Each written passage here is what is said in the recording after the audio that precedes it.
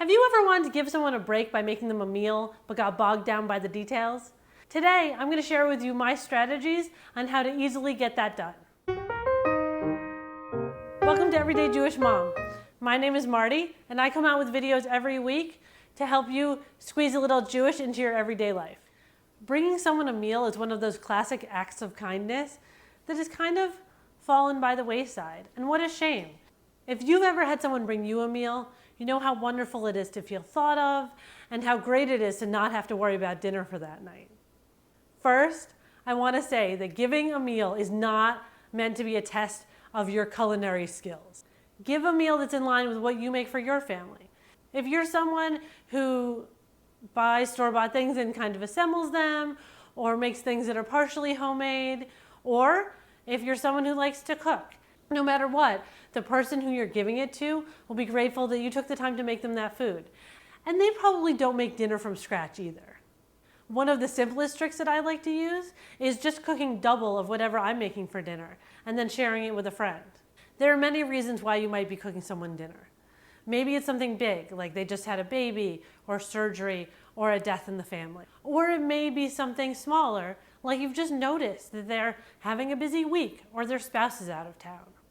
My first tip is to use disposable containers that they don't have to give back to you. It's not really a gift if you're giving them a job. So, aluminum pans for baking, or those reusable but also disposable plastic containers that you can get at the grocery store. Next, don't forget about fruits and veggies. And it doesn't have to be fancy. A bagged salad or some cut up fruit goes a long way if people have been bringing them baked ziti and cookies all week. Also, consider other meals. While dinner is most common, if you're cooking for a new mom, muffins or cut up fruit would be great. My favorite thing to make for people is stuffed shells. I like it because it's filling, it bakes up easily, it can actually be frozen so you can give it to them and they can use it whenever it's convenient. And sometimes I'd like to put extra vegetables into the filling inside. Also, keep in mind how many people you're going to be feeding. A big pan might work for a family, but if it's someone who lives on their own or a couple, you can make them smaller dishes and freeze them individually for them so they can eat those at a later date. Now, stuffed shells are my favorite to make, and baked pasta dishes are also everyone's favorite to make. So if you are cooking for someone at a time when they're getting meals from other people, they're probably all full of lasagna and baked ziti and stuffed shells.